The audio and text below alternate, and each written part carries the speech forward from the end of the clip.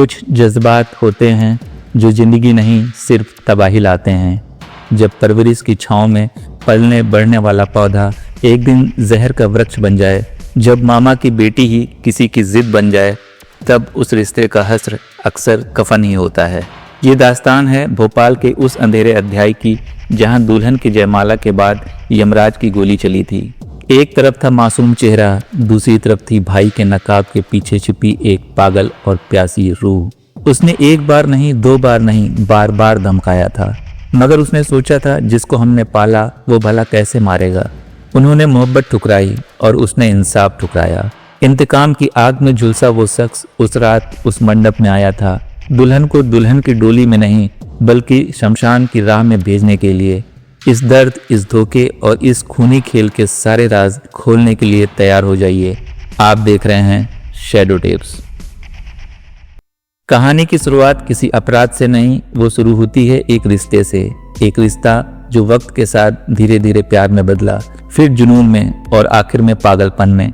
भोपाल का एक साधारण सा लड़का था, अनुराग नामदेव।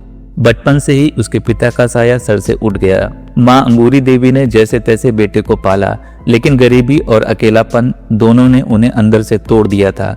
घर में अक्सर रोटी आधी पड़ जाती, लेकिन बेटे के लिए कभी कमी नहीं होने दी। पर किस्मत ने उनके हिस्से में सिर्फ संघर्ष लिखा था। ऐसे में एक दिन उनके भाई घनश्याम देव ने दया दिखाई।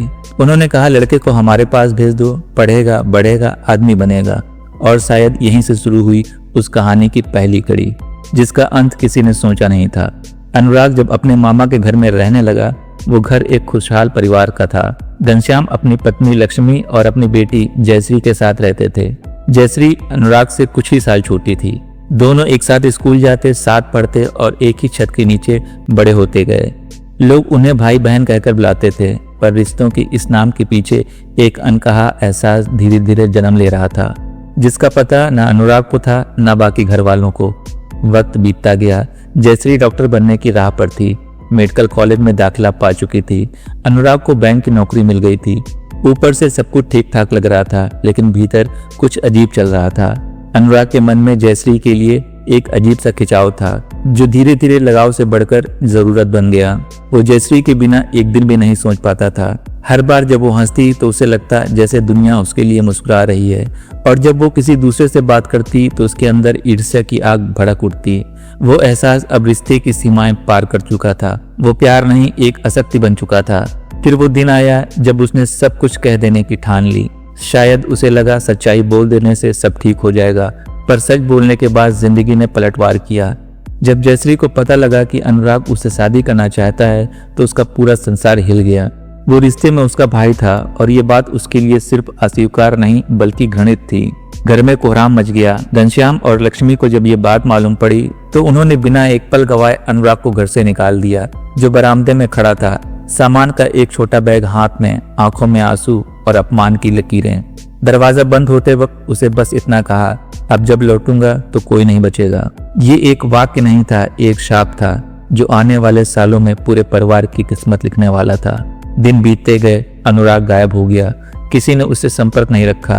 घर वालों ने समझा शायद वो अब अपनी जिंदगी में आगे बढ़ गया होगा, लेकिन सच तो ये था, वो हर पल अपने भीतर बदला पाल रहा था। वो हर रात जयश्री की तस्वीरें सोशल मीडिया पर देखता, हर मुस्कुराहट से नफरत करने लगा था। वो अपने हार को भुलाने की कोशिश भी नहीं कर रहा था, वो उसकी कीमत तय कर रहा था। 2014 की शुरुआत में जयश्री की सगाई तय हुई। लड़का था डॉक्टर रोहित नामदेव, एक बाल रोग विशेषज्ञ। दोनों एक ही पेशे से थे और परिवार को यह रिश्ता बहुत पसंद आया। घर में खुशियां लौट आईं। लक्ष्मी ने महीनों बाद चैन की सांस ली। घनश्याम को लगा अब सब कुछ सामान हो गया है, पर उन्हें नहीं पता था कहीं एक कोने में कोई फिर से पागलपन की आग सुलगा रहा है। जब अनुराग को सोशल मीडिया पर जयश्री की सगाई की तस्वीरें दिखीं तो उसके भीतर कुछ टूट गया। वो तस्वीरें उसके लिए जहर बन गईं। वो बार बार स्क्रॉल करता, देखता कैसे जयश्री किसी के साथ मुस्कुरा रही है। उसे लगा दुनिया ने उसके साथ धोखा किया है, और उसी रात उसने जयश्री को एक संदेश भेजा, बारात नहीं आनी चाहिए, अगर आई तो कोई जिंदा नहीं बचेगा। वो एक सीधी धमकी थी। जयश्री डर गई। उसने अपने पिता को दिखाया, पर घनश्याम ने कहा वो हमारा ही लड़का है, गुस्से में लिखा होगा, ऐसा कुछ नहीं करेगा। पर वो गलत थे। अनुराग सिर्फ एक इंसान नहीं रहा था, वो अपने ही दर्द का बंदी बन चुका था। उसने 17,000 की एक देसी पिस्तौल खरीदी और 8 मई की तारीख अपने दिमाग में गाढ़े अक्षरों में लिख ली। शादी की रात आई। भोपाल का Sundarvan Kohinoor marriage garden light से जगमगाता, संगीत से गूंजता हुआ। जयश्री लाल जोड़े में बैठी थी, स्टेज पर अपने दूल्हे रोहित के साथ। लोग बधाई दे रहे थे, हंसी खुशी का माहौल था, हर तरफ रोशनी थी, पर किसी ने नहीं देखा एक साया धीरे धीरे भीतर बढ़ रहा था। भीड़ में एक नकाबपोश दाखिल हुआ, चेहरे पे काला कपड़ा, जैकेट में कुछ छिपाया हुआ। वो सीधे स्टेज की तरफ बढ़ा। किसी ने रोका नहीं, सबको लगा शायद कोई रिश्तेदार होगा। फिर बस एक पल का फासला था, गोली की आवाज गूंजी। पहली गोली जयश्री की गले में लगी, वो वहीं कुर्सी पे गिर पड़ी। उसका लाल जोड़ा अब खून से रंग गया था। लोगों ने चीखना शुरू किया, अफरा तफरी मच गई। दूसरी गोली चली, एक रिश्तेदार की जांघ में लगी और तभी कुछ लोगों ने हिम्मत दिखाई। उन्होंने नकाबपोश को पकड़ लिया। जब उसका चेहरा खुला तो सब जम गए। वो अनुराग था, वही लड़का जिसे कभी इस घर का बेटा कहा गया था। घनश्याम की आंखों के सामने सब धुंधला पड़ गया और उस रात एक ही गोली ने न सिर्फ एक लड़की की जान ली बल्कि पूरे परिवार की आत्मा छीन ली। अस्पताल में डॉक्टरों ने कोशिश की पर सब व्यर्थ गया। रिपोर्ट में बस यही लिखा था, डॉक्टर जयश्री नामदेव मृत, गोली गर्दन के आर पार। अनुराग को गिरफ्तार किया गया। लोगों ने उसे पीटा, लगभग अधमरा कर दिया। फिर भी उसकी आंखों में न पछतावा न डर, सिर्फ खालीपन था। उसने कहा, हाँ मैंने मारा उसे क्योंकि वो मेरी थी, लेकिन सच्चाई ये थी वो कभी किसी की थी ही नहीं। वो सिर्फ एक दिमाग का बनाया भ्रम था। केस कोर्ट पहुंचा। मीडिया ने इसे भोपाल का सबसे खौफनाक जुनूनी प्यार कहा। कोर्ट में गवाही के दौरान जब जयश्री के पिता घनश्याम ने बयान दिया तो उनकी आवाज कांप रही थी। जिसने उन्हें बेटे की तरह पाला उसी ने उसकी बेटे की जान ली। जज ने आदेश दिया, भारतीय दंड संहिता के तहत आरोपी अनुराग नामदेव को आजीवन कारावास की सजा दी जाती है। घनश्याम ने बाहर निकलते हुए कहा, अभी इंसाफ अधूरा है। मेरी बेटी की हत्या हुई है और वो जिंदा है, लेकिन किस्मत ने बाकी इंसाफ खुद कर दिया। 4 साल बाद 27 मई 2019 अनुराग जेल से पैरोल पर बाहर आया, सिर्फ 15 दिन के लिए। वो अपनी माँ के साथ सागर जिले के गाड़ाकोटा गांव गया। लोगों ने कहा वो अब शांत हो गया है, कमरे से बाहर नहीं निकलता, दिन भर चुपचाप दीवारों को देखता रहता है। 12 जून 2019 की सुबह वो उठा, कमरे में एक स्टूल, एक रस्सी रखी। उसने आईने में खुद को देखा, वही चेहरा जो कभी मोहब्बत में डूबा था अब बस एक खोखला शरीर रह गया था। उसने खुद से कहा, मैंने सब कुछ खत्म कर दिया, जयश्री को, उसके परिवार को, अपनी माँ को, अब बस खुद को खत्म करना बाकी है। वो स्टूल पर चढ़ा, रस्सी को गले में डाला और इस कहानी का आखिरी पन्ना खुद लिख दिया। जब पुलिस और माँ ने दरवाजा तोड़ा तो वो लटका हुआ था, एक शरीर जिसके अंदर कभी प्यार जलता था अब बस पछतावे की राख थी।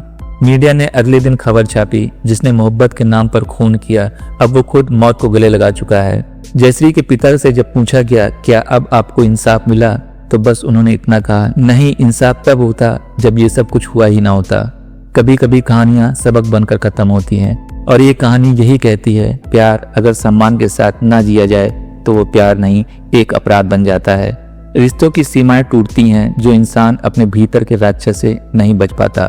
भोपाल के लोग आज भी उस शादी की रात को याद करते हैं जहां संगीत की जगह गोलियों की आवाज गूंजी थी और एक लड़की की मुस्कान खामोशी में बदल गई थी। ये कहानी हमें सिखाती है, कभी किसी इंसान को अपनी जिद का हिस्सा मत बनाओ, क्योंकि जब प्यार एक तरफा होता है तो वो मोहब्बत नहीं, पागलपन बन जाता है और पागलपन का अंत हमेशा मौत होता है। अगर आपको ये कहानी सुनकर कुछ महसूस हुआ हो तो इसे शेयर जरूर करें, क्योंकि ये कहानी सिर्फ अपराध नहीं बताती, ये इंसानियत की सीमा भी दिखाती है। मैं हूँ सैडो टिप्स, फिर मिलूंगा एक और सच्ची कहानी के साथ।